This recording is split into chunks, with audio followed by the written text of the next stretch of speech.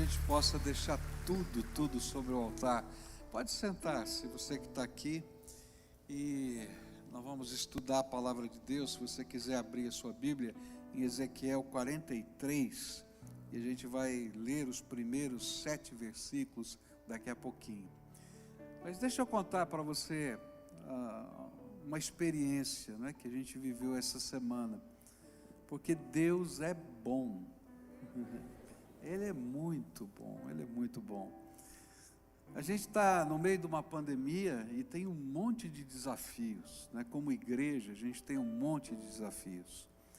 E essa semana, toda semana, na verdade, eu me reúno com um grupo de homens, né? São 5 pessoas, a gente se reúne virtualmente, né? Porque hoje é tudo virtual, para a gente orar junto, para que Deus nos dê sabedoria, orientação, discernimento, porque eu creio que todos nós precisamos de pessoas que orem por nós, e pastores também precisam de pessoas que orem por eles.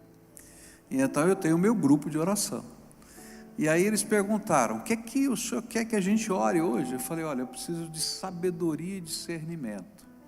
E comecei a falar: olha, tem esse desafio, tem aquele desafio, tem aquele outro desafio, tem tanta coisa, né? Nas próximas semanas nós vamos ter a reunião do conselho, vamos ter a reunião da assembleia, e a gente vai ter que tomar algumas decisões para saber qual desafio a gente vai entrar, ou quais a gente vai entrar. E eu confesso que eu estou perdido aqui, eu não sei, eu preciso de uma manifestação de Deus. E essa foi a oração. Todos eles oraram junto comigo, pedindo de Deus um sinal, né? Uma manifestação da sabedoria, da discernimento. E o interessante foi que um dos motivos de oração era esse desafio da Cristolândia Feminina. Na verdade, nós já estamos trabalhando, Daniel, há 1 ano, né, na Cristolândia Feminina, e a gente tem 10 vagas só para mulheres, só 10 vagas. E está lotado, não é? Está tudo lotado, e a gente está usando mais 4 quartos do acampamento da igreja. E daqui a pouco, se Deus quiser, já estou pensando que a pandemia vai passar, né? E o que eu vou fazer com esse pessoal? Porque enquanto não tem acampamento, a gente vai se virando, né? E aí isso aconteceu, e a gente orou naquele mesmo dia. Olha como Deus é tremendo. Naquele mesmo dia que a gente orou, eu recebo a notícia, né, pelo pastor Daniel Eiras, que ele manda um recadinho para mim. Eu o vi por aí, não sei onde ele está agora. Dá uma cena aí, Daniel, né, que você estava. Ele estava por aí, eu vi, né? Ah, lá atrás, tá. Então, ele manda lá para mim um WhatsApp dizendo assim: pastor, recebemos uma oferta especial. O orçamento para fazer a Cristolândia Feminina, levantar o galpão, os alojamentos, era de R$300 mil. Ele falou assim: recebemos uma oferta especial de R$100 mil. Aí eu falei: tá bom, senhor, obrigado, já entendi. Então vamos trabalhar, né? Então esse desafio que foi feito para a gente levantar recursos para construir, é porque eu creio que Deus já disse que a gente vai fazer. E aí Deus vai mobilizar para a gente levantar os outros recursos. Então ora aí a Deus, qual é a tua parte? Eu estou orando para saber qual é a minha parte, e nós vamos levantar o que falta, mas de todo jeito eu já estou mandando fazer os planos, os projetos. Já foi o engenheiro lá fazer lá a locação do local, porque eu creio que quando Deus fala, quando Deus sinaliza, Ele vai fazer algo extraordinário. Já fez algo extraordinário. E é por isso que vale a pena colocar tudo no altar. A gente coloca no altar os sonhos, a visão, os medos, os planos, e pede discernimento de Deus. E Deus é tão tremendo, que algumas vezes, não é sempre, no mesmo dia Ele manda a resposta. Algumas vezes a gente tem que esperar um pouco mais, mas a gente vai sempre ouvir a resposta do Deus Todo-Poderoso. Eu tenho olhado nessa semana passada e essa semana para os capítulos finais do livro de Ezequiel. E eu falei a semana passada que a gente consegue perceber claramente no livro de Ezequiel duas partes distintas. Numa ele está pregando que a glória do Senhor está indo embora. E na segunda parte ele está dizendo, a glória do Senhor está voltando. E aí nessa segunda parte que eu tenho olhado para ela, ele está dizendo como, quando a glória do Senhor volta, o que acontece quando essas coisas que Deus espera de nós começam a acontecer na nossa vida. E a gente aprendeu, não é, a semana passada, que aquilo que era impossível de ser restaurado, quando a glória do Senhor volta, Ele restaura. E a segunda coisa que aprendemos, não é, é que os inimigos, ou o inimigo é derrotado quando a glória do Senhor volta. Mas nessa manhã, no capítulo 43, eu queria olhar para mais uma manifestação poderosa da glória de Deus, né? Quando ela volta, o que acontece? E diz assim a palavra do Senhor: o homem me levou até o portão do lado leste, 43:1, e eu vi que daquele lado vinha vindo a glória de Deus de Israel. A voz de Deus parecia o rugido do mar, e a terra ficou iluminada com a sua glória. E essa visão foi parecida com aquela que eu tive quando Deus veio para destruir Jerusalém. E também foi parecida com aquela que eu tive na beira do rio Quebar. E então caí de comprido no chão. E então o Espírito de Deus me levantou e me levou até o pátio de dentro. E eu vi que o templo estava cheio da glória do Senhor. E eu ouvi o Senhor me dizer de dentro do templo: homem mortal, o meu trono está neste lugar, vou morar aqui no meio do povo de Israel e vou governá-lo para sempre. Pai querido, em nome de Jesus, o teu Filho, que nós nos reunimos, Senhor, na tua presença. Alguns estão aqui conosco e outros tantos estão espalhados, Senhor. Alguns estão ouvindo pelas ondas do rádio, outros estão ouvindo pela internet, outros estão vendo pela televisão, outros estão vendo pelas mídias sociais. Mas eu quero te pedir que nesta hora, Pai, o Senhor possa derramar do teu Espírito Santo, e aquilo que foi visto por Ezequiel aconteça nas nossas vidas. A glória do Senhor venha sobre o teu povo, e que essa glória tremenda, maravilhosa, nos faça, Senhor, experimentar a grandeza do Senhor, e que como resultado o nosso louvor e a nossa adoração nos faça colocar a boca no pó, para reconhecer que Tu és soberano sobre as nossas vidas. Vem sobre nós, é aquilo que oramos, em nome de Jesus, amém e amém. A terceira promessa profética, para quando a glória do Senhor voltar no meio do seu povo, é que a verdadeira adoração será restaurada. E esse é o tema dos capítulos 40 a 43 do livro de Ezequiel. Ezequiel recebe uma visão de como o novo templo deveria ser edificado.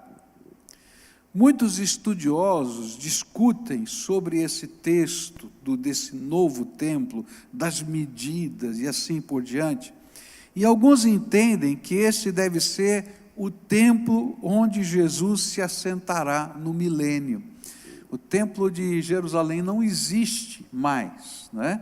E a Bíblia diz que ele vai ser reconstruído, e que a glória desse templo vai ser muito grande, porque Jesus vai voltar quando esse templo estiver ali reconstruído, e vai se assentar ali naquele lugar. Mas como eu já falei antes, quando a gente estuda profecias apocalípticas, O importante não é se perder nos detalhes das profecias apocalípticas. Elas não estão lá para dizer para a gente quando, como, de que jeito as coisas acontecem. Elas sinalizam grandes eventos da história, sem os seus detalhes. Se a gente tentar fazer uma interpretação de todos os detalhes, a gente pode cometer muitos erros. Então, qual é a grande lição desses capítulos 40 a 43 das Escrituras, lá no livro de Ezequiel? A grande lição é que, quando a glória de Deus volta ao meio do seu povo, a verdadeira adoração é restaurada. Então não é apenas a vida que precisa ser restaurada, não é apenas o inimigo que precisa ser derrotado, mas a verdadeira adoração, aquela que Deus está aguardando de nós, precisa ser restaurada nas nossas vidas. E no texto que nós lemos, apesar de ser uma visão do que acontecerá, quando Ezequiel vê nessa visão a glória de Deus voltando, ele não consegue fazer absolutamente nada, a não ser cair com a boca no pó, e ali ficar até que ele seja ou fosse levantado pelo anjo mensageiro. Ele não consegue nem levantar, ele cai diante da glória de Deus, e o anjo mensageiro que está trazendo a mensagem tem que ir lá e levantar Ezequiel. Isso porque a verdadeira adoração é fruto, ela é reação à revelação da presença de Deus no meio do seu povo. Isso é uma coisa tremenda. É por isso que a Bíblia diz que ninguém adora a Ele espontaneamente. Você já viu isso? Na Bíblia está escrito que ninguém consegue adorar a Ele espontaneamente. A Bíblia diz que ninguém o busca primeiro, mas que Ele nos busca em primeiro lugar. Porque a verdadeira adoração é um movimento do Espírito de Deus, do próprio Deus, do Cristo nosso Salvador, da Trindade Divina, que vem e nos toca, que vem e nos convida, que vem e nos chama, e eu posso atender ou não. E quando eu sou maleável a esse toque, a esse chamado, nasce dentro do ser humano a verdadeira adoração.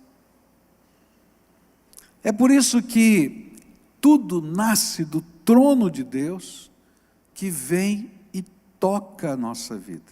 E como é que Ele faz isso? Ele primeiro vem com a sua palavra, e a sua palavra, através do poder do Espírito Santo, nos convence do pecado, da justiça, do juízo de Deus, e o temor do Senhor se infunde no nosso coração como reação à palavra de Deus. Depois, Ele manifesta a presença dEle. Quando somos tocados pela presença do Espírito, não é? Algo acontece dentro de nós, porque a gente pode sentir que Deus está falando com a gente.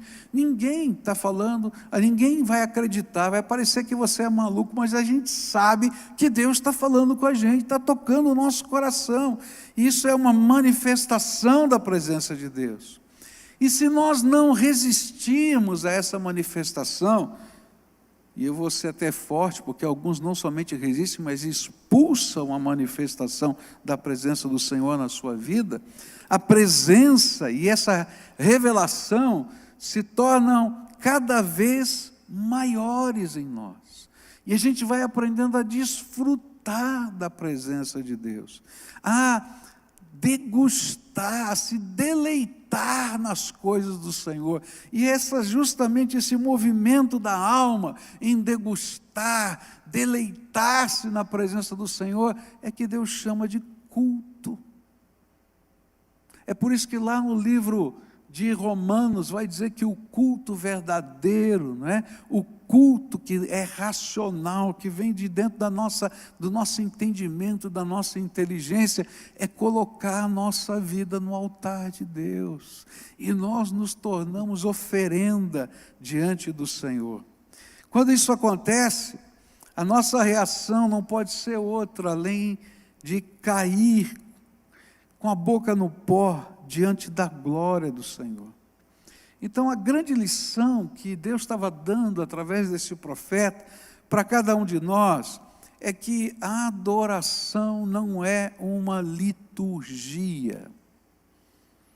A liturgia pode ser até um programa, um projeto, mas não é isso que faz a adoração. A adoração não tem nada a ver com a ordem do culto. Por mais planejada que ela seja, a gente vai para o seminário, a gente planeja a ordem do culto, tá? A gente aprende isso. Como é que funciona? A gente diz assim, bom, o que eu gostaria que acontecesse no final desse culto? Então a mensagem vai conduzir para isso, tal. Então a gente vai programar tudo o que vai acontecer durante esse culto para que ajude a chegar nesse objetivo. Então toda a liturgia ela é montada dessa maneira, mas a Bíblia diz que a verdadeira adoração não pode ser produzida pela liturgia, ainda que eu tenha todo o planejamento humano para fazer isso. A verdadeira adoração não pode ser produzida pela religiosidade. O que é a religiosidade? Quando eu coleciono na minha vida uma série de ritos, e eu começo a praticar esses ritos, e esses ritos não produzem a verdadeira adoração. Por quê? Porque a adoração é entrega, é quebrantamento, é percepção da presença do Espírito Santo, é resposta de um coração flexível ao leve toque do Senhor na sua alma. Adoração é resposta. É triste notar que tantas pessoas, ao longo da vida, perdem o sabor da verdadeira adoração. Um dia, quando receberam Jesus como Senhor e Salvador, puderam perceber a presença do Espírito tocando a sua alma. Reagiram maravilhosamente à voz do Senhor e por isso se prostraram diante do Senhor e se entregaram. Mas para muita gente, essa adoração ficou lá atrás, no tempo, naquele dia. E aí se somou à vida uma série de ritos, uma série de liturgias, uma série de lugares. Mas não é isso a verdadeira adoração, e por isso tem muita gente seca, muita gente vazia, muita gente que se questiona. Porque, queridos, adoração é a gente desfrutar da presença do Senhor na nossa alma. Ezequiel e a sua família, quando eles estavam lá em Jerusalém, lá quando ele era criança, ele foi impactado pelo último avivamento antes do castigo de Deus nos dias de Josias. E a Bíblia nos revela que naqueles dias antes desse avivamento de Josias, o templo de Deus estava abandonado e em ruínas. E um dos primeiros sintomas, quando a gente vai ver se alguém vive a verdadeira adoração ou não, é que o templo do coração está abandonado e em ruínas. Eu não estou falando do templo físico, onde a gente adora a Deus. Eu estou falando aqui, do coração. Porque a adoração não faz parte do dia a dia da vida. Você já teve a experiência de, quem sabe, né, ir a um lugar que ficou fechado muito tempo? Eu me lembro de uma ocasião que eu estava namorado ainda da Cleusa, e ela e a sua família alugaram uma casa de praia. E eles então estavam felizes de ir lá para a casa de praia, né? E quando chegaram naquela casa de praia, parece que fazia 1 ano que ninguém entrava naquela casa, era uma sujeira danada, era uma complicação danada, tudo estava mais ou menos estragado ali, tinha que fazer uma limpeza. Olha, foi um transtorno. Eles iam ficar uma semana naquela casa. Eu acho que gastaram 3 dias para limpar a casa, né? E aquilo parecia uma coisa, um mausoléu que estava lá. Gente, quando o nosso coração não aprende a adorar a Deus, é uma casa, é um templo, nossa alma está abandonado, está vazio. Assim estava o templo naqueles dias de Josias. E o pior é que a Bíblia diz que a lei do Senhor estava esquecida e perdida nas ruínas do templo.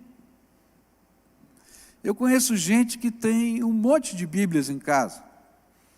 Tem uma Bíblia que é aquela, né, que você se converteu, que está lá, toda marcada, mas essa Bíblia já está, né, toda machucadinha. Então me trouxeram aqui, nos 40 anos, a minha Bíblia da ordenação, ela já tem 40 anos, né?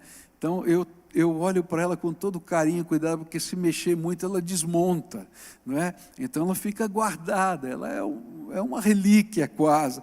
Mas eu tenho a minha de uso todo dia, eu tenho aqui no tablet, eu tenho as Bíblias de estudo, e assim vai. Você deve ter várias também em casa. Agora não adianta nada ter um monte de Bíblia perdida na estante. Se o templo do coração está em ruínas, é porque a palavra de Deus está perdida. E a voz do Senhor está esquecida. E sabe o que acontece? Acontece o que aconteceu nos dias de Josias. Os senhores da terra, e esse é o sentido do nome de Baal, Senhor da terra, controlam a vida do povo de Deus. E a gente está procurando as mesmas coisas que as pessoas estão procurando no dia a dia da vida. E uma busca por prazer, sucesso, prosperidade, e às vezes até uma sexualidade sem limites, porque esse era o sentido do culto a Azerá, dominavam a mente e o coração do povo, daquele tempo e do nosso tempo.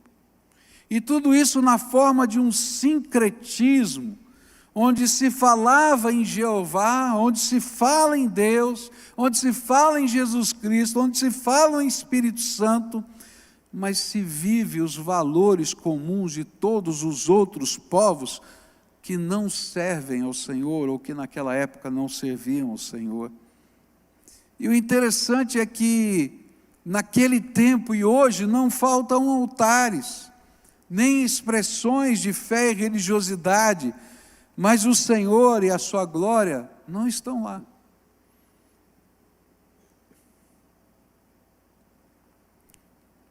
Mas quando Josias, um jovem rei, educado pelo sacerdote, assumiu o trono, movido pelo toque do Senhor, ele decidiu reformar o templo, redescobriu a lei, e então, por causa da lei, ele destruiu os falsos altares e voltou a buscar o Senhor de todo o coração, e Deus derramou graça e se manifestou no meio do seu povo, e um grande avivamento nasceu naquela terra, o último. É interessante como Deus faz essas coisas, não é?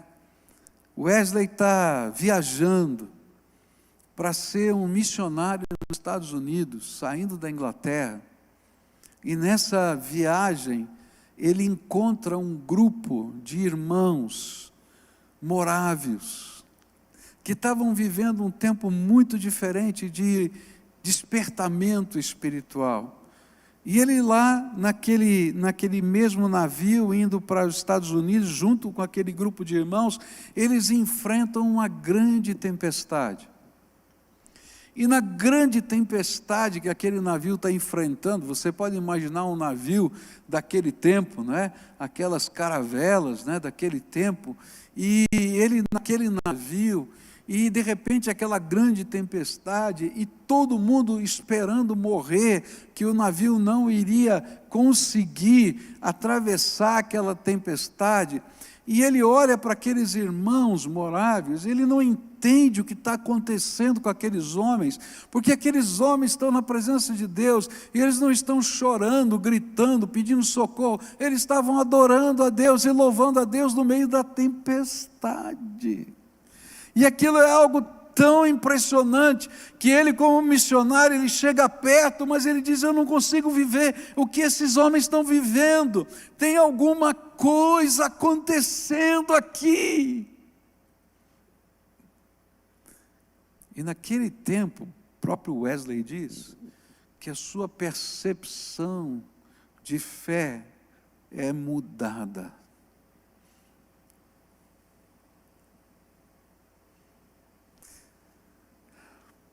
Até aquela época, Wesley acreditava que a religiosidade era só um método. E daí vem o nome metodista, porque ele tinha uma disciplina rígida, cheia de coisas e de métodos. Mas isso dá um nó na cabeça de Wesley. E ele descobre que tem algo maior do que um método, tem algo maior do que uma liturgia, tem algo maior que um processo. E ele volta, porque ele não consegue mais ser o missionário que ele imaginava que precisava ser, que ia se pautar apenas num método. E quando ele volta, ele começa a dizer: tem algo mais que eu preciso buscar, tem algo mais que eu preciso buscar. Há algo que eu não conheço da graça de Deus, do poder de Deus. E ele vai contar na sua biografia que ele vai a uma casa, para uma reunião de oração, que era dirigida por duas mulheres. Gente, é importante na biografia ele dizer que era dirigida por duas mulheres, porque naquele tempo a mulher não era permitido falar das coisas de Deus a homens. Estou falando sério, não era brincadeira não. Não era permitido orar em público. Não era permitido pregar. E o primeiro movimento que permitiu as mulheres orarem em público e pregar foram os metodistas, por causa dessa experiência de Wesley. E naquela casa, por causa dessas duas mulheres, enquanto elas estão orando por ele, porque ele vem dizendo para aquelas mulheres: eu vivi uma experiência que eu não sei explicar. Eu não entendo o que aqueles homens naquele navio estavam vivendo, mas eu quero isso para a minha vida. E elas começam a orar por ele: Senhor, mostra para ele. E aí ele escreve assim: que ondas de amor, ele não sabe explicar o que aconteceu, que ondas de amor de Deus o visitaram, e a sua vida mudou. Porque a adoração deixou de ser um método, deixou de ser uma religiosidade, deixou de ser um marco na história, deixou de ser uma igreja, deixou de ser um princípio e passou a ser uma experiência na presença de Deus, uma reação à visitação do Espírito na nossa vida. O que Ezequiel viu foi o templo restaurado, e a presença do Senhor ali, e os servos dele adorando a sua santidade e glória, ao mesmo tempo em que eram conduzidos pelo próprio Deus na direção da sua vontade. Por isso, a verdadeira adoração não pode ser um evento. Eu conheço crentes que imaginam que a verdadeira adoração só vai acontecer se ele for ao congresso A, se ele for ao acampamento tal, se ele participar da reunião Y. Queridos, adoração não é um evento, porque os eventos passam e a vida da gente continua seca. Adoração é uma reação da alma faminta que busca o Deus vivo, e esse Deus se revela. Adoração não é um lugar: se eu subir tal montanha, se eu for ao Monte Sinai, se eu for batizado no Rio Jordão. Gente, adoração não é um lugar sagrado, é uma vida santificada. Adoração não é um estilo de música. Adoração não é uma tradição de família. Adoração precisa ser, na minha vida e na tua vida, um encontro com Deus, uma entrega total e absoluta da minha vida no altar de Jesus.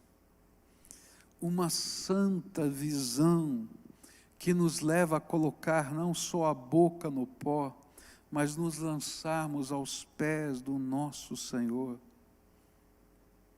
A adoração precisa ser, lembra, um reerguer. Chega o anjo mensageiro e levanta Ezequiel.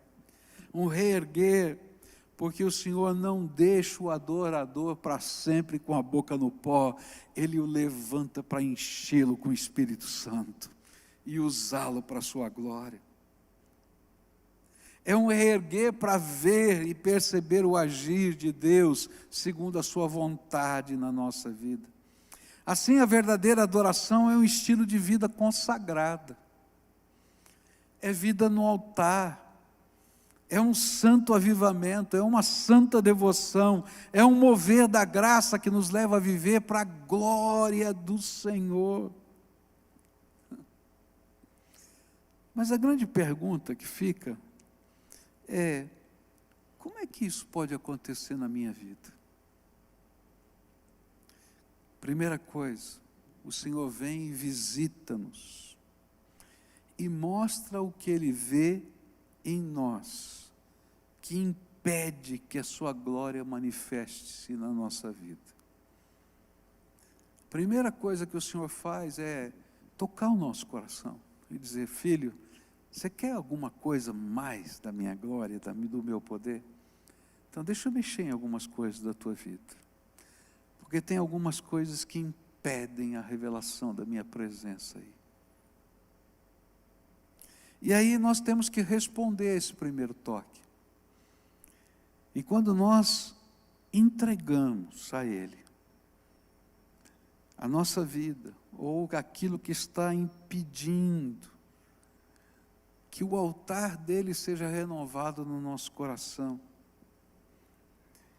ou quando permitimos que Ele destrua os altares estranhos que dominaram a nossa vida, e que o templo do nosso coração possa assim ser restaurado. Então Ele, em resposta, vem, lava e limpa a nossa vida. Mas não para aí. Tem muita gente que para a sua vida cristã nesse ponto. Tem mais. Tem muito mais. E então, Ele começa a colocar uma fome, uma sede espiritual dentro de nós. E a gente começa a buscar o enchimento do Espírito Santo na nossa vida. E à medida que a gente vai buscando, Ele vai derramando graça sobre nós. E dentro de nós a nossa adoração vai se tornando mais intensa, porque a adoração é resposta à visitação de Deus na nossa vida. E é por isso que Jesus ensinou que a gente tem que bater, pedir, a gente tem que buscar. E se na medida em que a gente busca, bate, pede, Ele vem e derrama graça. Tanto mais Ele vai derramando graça. Por isso, eu diria para você: não se conforme com o que você já recebeu do Senhor. Tem mais. Há uma fonte inesgotável da graça de Deus sobre a tua vida que Ele quer derramar. Ele quer derramar mais. Na minha experiência com Deus, houve alguns momentos muito importantes na minha vida. O primeiro momento, naturalmente, foi quando eu descobri que Deus podia falar comigo. E aí, realmente, eu pude entregar minha vida ao Senhor Jesus e deixar Ele começar a fazer as suas transformações. Mas eu lembro que eu fui na casa de uma senhora chamada Beatriz Pacheco. Naquela época ela já tinha 80 anos de idade. E na casa dela, ela era membro da primeira igreja batista de São Paulo, eu era membro da igreja de Água Branca nessa época, mas ela morava no nosso bairro. tinha uma reunião de oração, e eu fui convidado pela minha avó para ir com ela nessa reunião de oração na casa da dona Beatriz Pacheco. Era uma reunião de mulheres, eu era um garoto, estava lá com a minha avó. E quando terminou aquela reunião, a dona Beatriz chegou com uma caixa. Olhou para mim e disse: menino, quero te dar um presente. E dentro daquela caixa tinha uma série de livrinhos pequenos. E nesses livrinhos existiam biografias dos avivalistas. E ela disse: você precisa ler esses livros e aprender com esses homens algumas coisas preciosas de Deus. E eu levei aquela caixinha com os livrinhos fininhos, daqueles que você começa e não quer parar e termina. E eu comecei a ler aqueles livrinhos. E eu comecei a ler a biografia de Wesley. Eu comecei a ler a biografia do Conde Zinzendorf. Eu comecei a ler a biografia de outros homens de Deus da história, cujas vidas foram tão impactantes, tão abençoadoras, das respostas de Deus, dos sinais de Deus, do poder de Deus. E eu comecei a ficar impactado com aquelas biografias. Eu me lembro que eu terminava às vezes de ler um livrinho daquele, eu dizia assim: Senhor, será que um dia eu posso ver isso na minha vida? Eu queria experimentar essas coisas do Senhor, eu queria ser alguém assim. E às vezes eu ficava lá na sala da minha casa, sozinho, todo mundo dormindo, e eu lendo os livrinhos. E quando eu terminava de ler aquele livrinho, eu me ajoelhava. E sabe, depois ler os livrinhos não era mais suficiente, eu queria orar. E eu queria estar na casa de pessoas que oravam. E aí eu comecei a frequentar algumas reuniões de oração no meio da semana. E eu era sempre o mais jovem no meio daquele bando de velhinhos que estavam orando. Estou falando sério. Até que um dia, numa daquelas reuniões de oração, uma outra velhinha, que eu nem lembro o nome dela, colocou a mão sobre a minha cabeça e começou a orar por mim. E Deus derramou uma visitação tão tremenda do Espírito na minha vida, como nunca antes eu tinha vivido. E uma alegria do Senhor foi tão grande na minha alma. E eu saí daquela reunião de oração, garotinho ainda. E eu não quis ir para minha casa. Eu fui para a casa da minha avó, porque a minha avó foi aquela que me ajudou a crescer. E a vovó, ela dormia num quarto, não é, que dava a janela veneziana da casa, dava de frente, não tinha nada, dava de frente assim para a calçada. Era direto a veneziana do quarto dela. Já era tarde da noite, devia ser mais de 10 horas, a vovó dormia cedo. E então eu não queria tocar a campainha para não acordar o meu avô. E aí então eu fui lá e devagarinho bati na veneziana da vovó, disse: vovó, só está acordada? E bati de novo. Daí a vovó veio de camisola, abriu a veneziana, olhou para mim: menino, o que você está fazendo na rua essa hora? Vovó, eu tenho que contar para você alguma coisa que aconteceu hoje. Ela fechou a janela, abriu o portão, eu entrei e contei para ela. Ela começou a chorar comigo, me abraçou, orou por mim e disse: menino, busca, busca, busca, porque Deus tem mais para você. Eu queria dizer o que a vovó disse para mim aquele dia, para você: busca, busca, busca, porque Deus tem mais para você. Hoje Jesus quer visitar você, quer tocar você, quer revelar sua glória, quer encher você com o seu Espírito Santo e a sua vida, para que você possa viver, experimentar uma adoração diferente. Sabe, não é aquela adoração do plano de culto,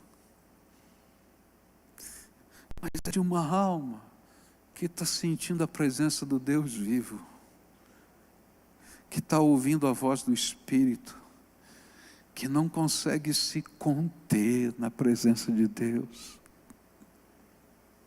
Que quando a visitação do Senhor vem, pode entender quem Ele é, a grandeza dEle, a sua glória, a sua majestade, mas ao mesmo tempo pode sentir o que Ele faz, porque Ele está tocando a sua vida e transformando a sua vida. E sabe o que é interessante? É que essa adoração, ela é contagiosa. É por isso que eu digo que a gente tem que às vezes estar no templo para perceber, né? Porque junto com os outros irmãos, ela é contagiosa. Como era contagiosa nos tempos de Wesley, quando ele estava naquele navio, como aquelas duas senhoras que oraram por Wesley naquela casa, como aquela velhinha de 80 anos que me entregou uma caixinha de livros e foi instrumento da graça de Deus, como aquela outra senhora que eu nem lembro o nome dela, mas que colocou a mão sobre a minha cabeça e orou por mim, e algo diferente aconteceu. A adoração verdadeira é contagiosa, ela enche, porque a glória do Senhor vai nos visitando.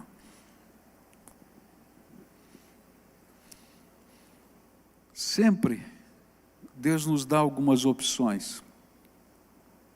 Quando Deus toca o nosso coração, a gente pode cair aos seus pés, derramando tudo sobre o altar de Deus, nossa vida inteira. Ou a gente pode permanecer endurecido ou morno na nossa maneira de viver. Mas a decisão é nossa. Se você está feliz,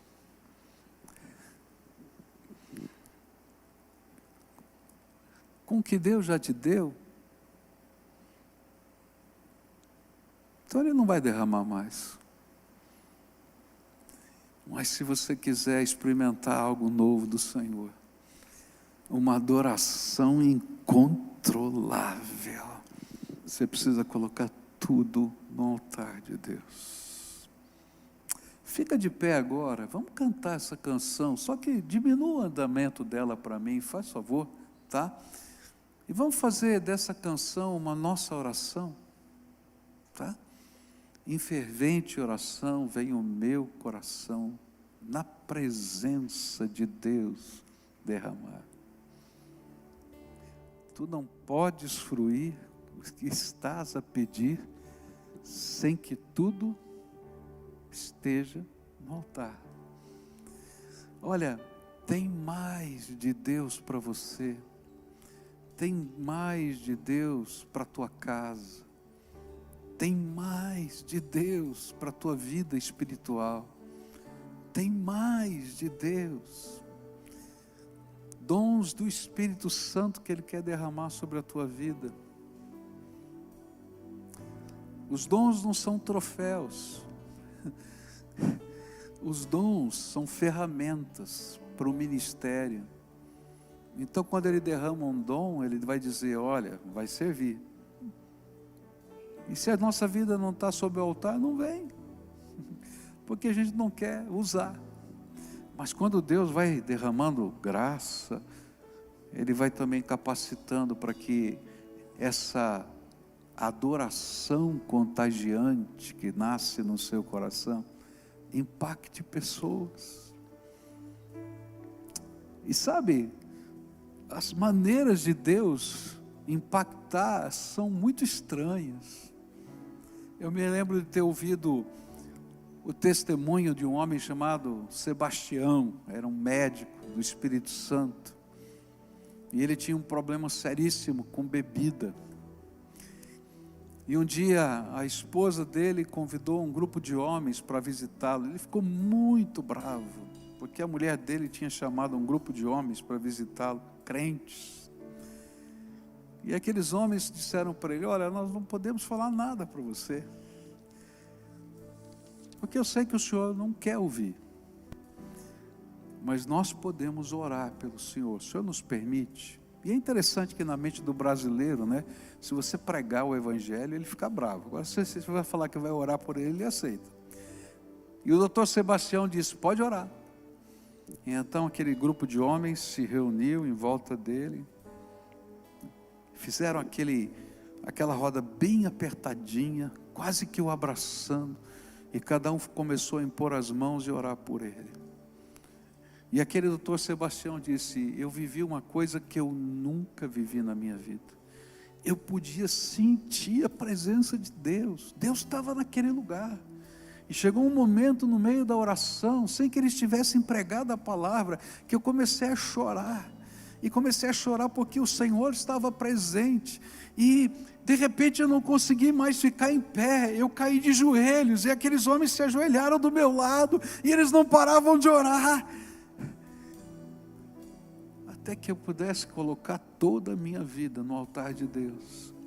E eu me lembro que ele contou um testemunho, esse testemunho, num jantar aqui em Curitiba, da Adonep. Ele dizendo, hoje se eu prego essa palavra, é porque um dia eu caí com a minha boca no pó, na presença do Senhor, porque Ele me tocou primeiro. Ah, esse é o Deus que quer te abençoar, esse é o Deus que quer te tocar. Você que está aqui, você que está aí, me ouvindo pelo rádio, você que está na sua casa, agora para tudo, para, a gente vai cantar essa canção, mas deixa o Senhor te visitar, e depois a gente vai orar juntos.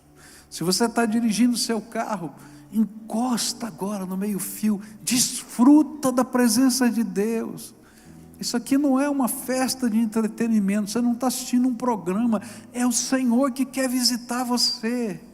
Se você está aí na tua cama, agora para tudo, se ajoelha na presença de Deus, porque o Senhor quer visitar você, Ele é digno de ser recebido. Ah, se chega uma visita na sua casa, você arruma a sua casa, você prepara as suas coisas, você sai da sua cama, o Senhor quer entrar na tua vida e na tua casa hoje. Recebe o Senhor, como Ele é digno de ser recebido. Adora o Senhor junto conosco, canta essa canção, depois a gente vai orar juntos. Em fervente oração, vem o teu coração, na presença de Deus derramar,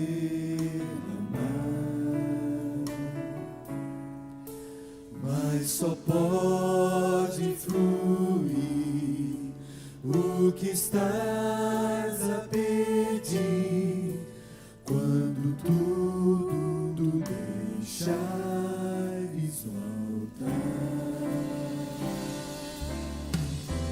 Quando tudo ante os Senhores estiver, e todo teu ser Ele controlar,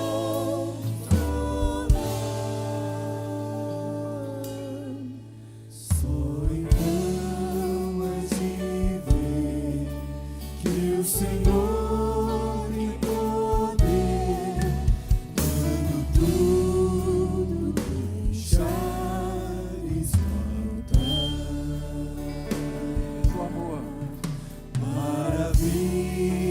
de amor te fará o Senhor, atendendo a oração que aceita.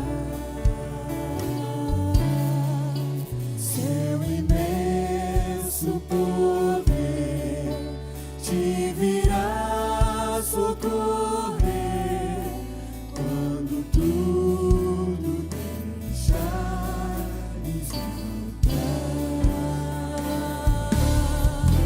Quando tudo perante os Senhores estiver, e todo teu ser Ele controlar,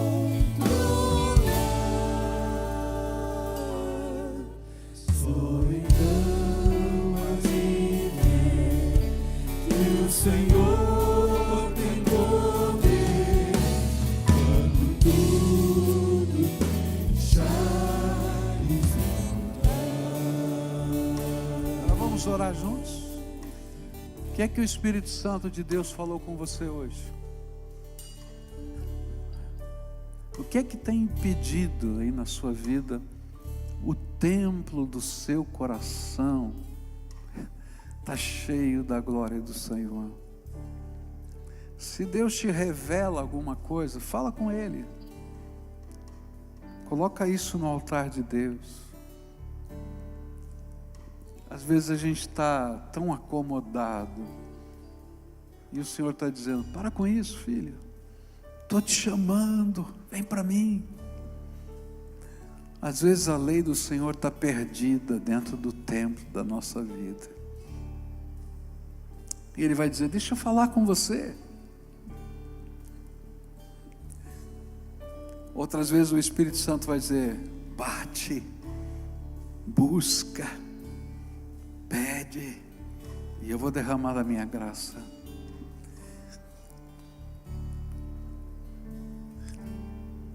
Às vezes você gostaria de ter algum dom espiritual, e o Espírito Santo diz assim: olha, não te dei, porque você não está disposto a servir. E os dons são para o serviço. Eu posso usar você? Você está disponível? Senhor Jesus, ouve a oração do teu povo aqui. Ouve a oração daqueles que se ajoelharam nas suas casas, na tua presença. Ouve a oração daqueles, Senhor, que pararam o carro no meio-fio, mas que agora estão buscando a tua face. Ó Pai, eu quero te pedir, visita, Senhor, visita agora, para que o verdadeiro louvor não seja um programa, não seja uma música, mas seja uma reação da alma diante da tua visitação. Ó Pai, que suba até teu trono de glória o bom perfume do sacrifício vivo, santo e agradável ao Senhor, que é o nosso culto racional. Que suba, Senhor, o sacrifício do louvor de lábios que confessam que Tu és o Senhor. É isso que a Tua palavra diz. E que nessa hora haja um derramar do Teu Espírito Santo, que haja um mover da Tua bênção, e que a graça do Senhor esteja sobre o Teu povo. É aquilo que oramos, em nome de Jesus. Amém e amém. Eu queria terminar agora pedindo uma coisa para você que está aqui e para você que está em casa agora. Vamos abençoar os nossos filhos. Eu me lembro do dia que eu falei sobre esse assunto com Michel e contei em detalhes algumas dessas experiências que eu vivi. E disse para ele: filho, tem mais, tem mais. E ele começou a viver as histórias da garagem, que ele está contando lá no Facebook dele, no Instagram dele. Foi aí que começou. E eu queria que agora a gente orasse pelos nossos filhos, grandes ou pequenos. Se ele está pertinho de você, como alguns estão aqui, põe a mão, papai e mamãe, na cabeça dos filhos, que nós vamos abençoá-los agora, tá? Vamos pedir a bênção de Deus. Papai e mamãe pode pôr a mão, não tem problema não, tá? Vocês vivem na mesma casa, não tem problema, ponham a mão. Se você está na sua casa, tá? Quando terminar esse culto, ou se você está no seu carro, quando você entrar na sua casa, vai lá procurar os seus filhos, põe a mão sobre eles. Hoje nós vamos abençoá-los. Deus dá aos pais a capacidade e a obrigação de serem intercessores dos seus filhos e de pedirem bênçãos de Deus para eles. E olha, quando você pedir bênçãos de Deus, pode sonhar coisas grandes, porque aquele que vai ouvir essa oração é o Todo-Poderoso. Ele é o Todo-Poderoso, não tem limite. Então pode pedir coisas grandes para esses seus filhos. pode pedir coisas maravilhosas, porque o Senhor quer ouvir, quer abençoar, porque Ele é Pai, e Ele sabe. Então abençoa. Se você sabe que tem alguma área de dificuldade na vida do seu filho, pede bênção de Deus. Se ele está afastado do Evangelho, pede para ser visitado pelo poder do Espírito. Ora pelo meu filho, Gabriel. Vou orar pelo Gabriel, a mamãe está pedindo aqui. Mas ora, se tiver filho afastado, pode clamar ao Senhor: Senhor, eu não posso. Mas assim como o Senhor visitou o doutor Sebastião, que não conseguiu ainda, não conseguiu ouvir a mensagem, só a oração. E o Senhor visitou, visita, Tu és poderoso. Abençoa, abençoa, abençoa. Agora eu vou orar junto com vocês. Pai, a Tua palavra nos diz que os nossos filhos são Tua herança para nós. Que herança bendita! Muito obrigado por essa herança.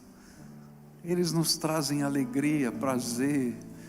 Nós nos vemos neles e nós vemos mais, porque eles são melhores do que nós.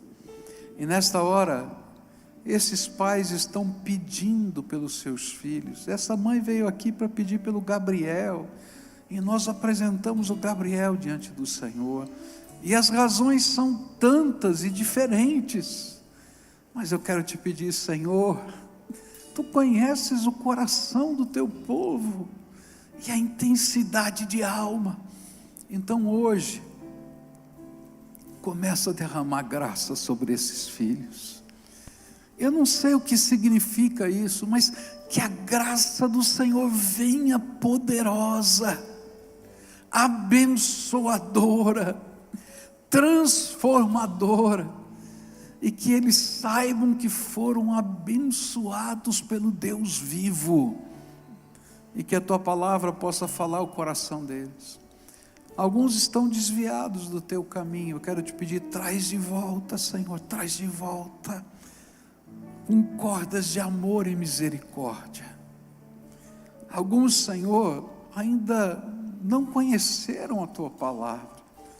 Então, Senhor, que o Senhor propicie meios para que eles ouçam a mensagem e creiam, que milagres do Senhor aconteçam. Alguns já conhecem, então, Senhor, faz deles cheios do Espírito, homens e mulheres cheios do Espírito. Visita, Pai, e abençoa, e que a gente possa se alegrar em saber que o Senhor ouviu e respondeu essa oração. É aquilo que eu oro em nome de Jesus. Amém. Você pode dizer amém? Amém. Louvado seja Deus. Adoremos ao Senhor.